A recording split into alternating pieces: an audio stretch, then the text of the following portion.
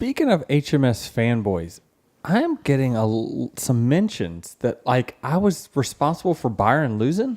Yeah, I saw that on Twitter. Denny Hamlin didn't just have a frustrating night at Charlotte Motor Speedway, he became the center of one of NASCAR's most heated controversies this season.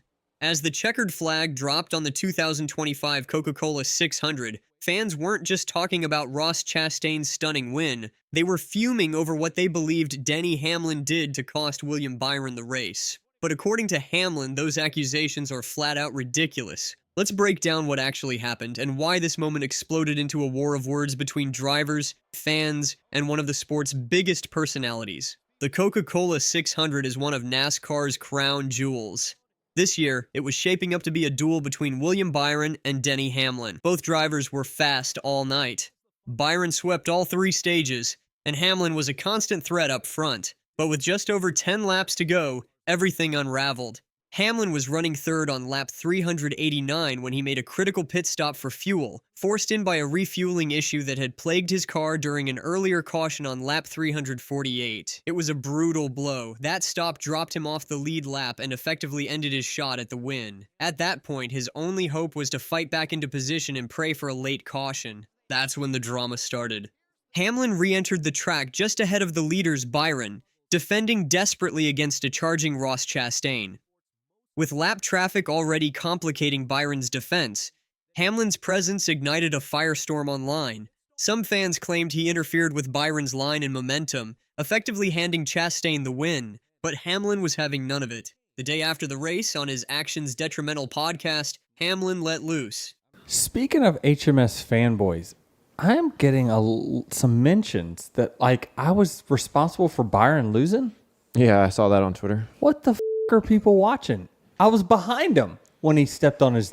He got stuck behind the 22, got loose in 3 and 4. The 1 came with a massive run because he got loose behind the 22, and I went by both of them. And by the way, I lifted into turn 1 to let them race. If you look when Hamlin was furious, not just at the accusations, but at what he saw as a complete misunderstanding of how the end of the race actually played out. If you look when I got beside the 24 and here comes the 1 and they go 3 wide, I lifted into 1 because I'm like, I ain't getting in the middle of this. I'll pass them off of turn 2. He wasn't in Byron's way. He was reacting to the chaos in front of him and backing off to avoid making things worse. He had already lost his chance at victory. He was simply trying to salvage what he could from the day. What are these people watching? Yeah, here, Denny Hamlin just held up William Byron and gave dumb? Ross Chastain the chance he needed. What does that say? Denny Hamlin just held up William Byron and How can I hold him up when I'm behind him? Listen, irrational fan, you can't blame your guy for losing. But how can people be that dumb? Well, If you said that, you're an idiot. It was one of the most uncensored, fiery responses we've seen from Hamlin, and it lit up social media even more. But here's the twist. Byron never blamed Hamlin. In his own post-race comments, Byron actually pointed the finger elsewhere. He was frustrated, sure, but not at Hamlin. Instead, he called out Joey Logano. Yeah, for sure. I mean, he was doing the usual. What I didn't like is he just kept moving around in 3 and 4. I don't know what he was doing. So, really, I think Byron was clearly annoyed by the way Logano, who was a lap down, handled traffic, and said it disrupted his rhythm just enough to let Chastain close the gap. So if Byron didn't blame Hamlin, why did so many fans jump to that conclusion? The answer probably lies in the intensity of the final laps. With Chastain closing in and the lead changing hands, any disruption feels amplified. And with Hamlin's reputation for aggressive racing and outspoken opinions, it's easy for fans to assume the worst. But the data tells a different story. Onboard footage and timing show that Hamlin didn't force Byron off his line. Byron got loose behind Logano. That opened the door for Chastain. And yes, Hamlin went by both of them, but he did so cleanly, and only after lifting to avoid making the 3-wide situation worse. This wasn't sabotage. It was the chaos of racing at 180 miles per hour with the win on the line. Still, the narrative had already caught fire. On Twitter and Reddit, fans accused Hamlin of playing defense for Chastain, of ruining the finish, even of intentionally messing up the race out of spite. Hamlin, already frustrated by his own bad luck, wasn't about to let those takes go unchecked. Joey and Denny were both Anyway, factors. you think I give a at that point?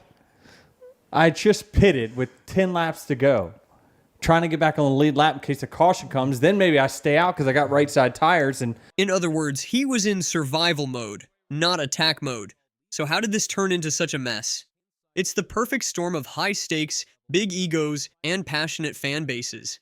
Hamlin is no stranger to controversy. He's been both a villain and a hero in NASCAR lore. Byron, meanwhile, is one of the sport's rising stars. His fans are fiercely loyal and they wanted a win after such a dominant performance.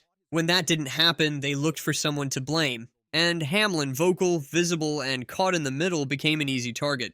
What this controversy really shows is just how volatile late race moments can be. One lap car in the wrong place, one driver lifting or diving, and the entire outcome can flip. Byron may have had the car to win, but in the last 10 laps, it's not just about speed. It's about navigating traffic, managing tire wear, and avoiding mistakes. Chastain did that better, and he earned the win. Hamlin, he left Charlotte with a bitter taste in his mouth and a 16th place finish. Not because he wasn't fast, but because of one small hiccup in the pits and a storm of online backlash that followed. Byron, he left frustrated but composed, pointing to the realities of racing rather than stirring the pot. And the fans, well, they're still arguing.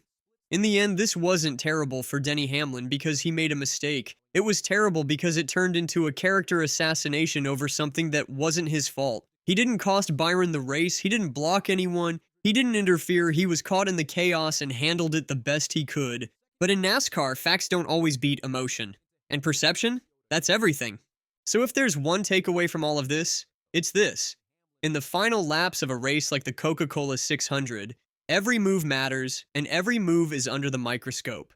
Whether it's fair or not, Denny Hamlin took the fall for something he didn't do, and as long as fans keep picking sides and social media keeps fanning the flames, we'll keep seeing moments like this turn into full-blown firestorms. If you found this breakdown eye-opening, smash that like button, leave a comment with your take on the Hamlin-Byron Chastain saga, and subscribe for more unfiltered takes on NASCAR's wildest moments. We've got more drama, more speed, and more truth coming your way. Viewers. This lead-swapping pattern revealed fascinating insights about aerodynamic challenges in modern NASCAR competition. Both drivers discovered that leading presented significant handling difficulties due to clean air effects on their race cars. When running out front, both the number 11 and number 24 cars became loose and difficult to control, making them vulnerable to the trailing car that enjoyed better aerodynamic conditions. Hamlin described this phenomenon in detail during his post-race interview. Hamlin said, it was fun battling up front. Nobody could lead because everyone get too loose. My car was better in second, but fast enough to lead. But once I led, it was too loose. So we were just back and forth. And obviously, put on a great show. This aerodynamic chess match created compelling racing as neither driver could establish a commanding lead. The trailing car would use the aerodynamic draft and cleaner air conditions to reel in the leader, then execute a pass for the top position. The newly installed leader would then struggle with the handling characteristics of clean air, allowing the cycle to repeat throughout the race distance. Statistical analysis from NASCAR Insights revealed the exceptional performance level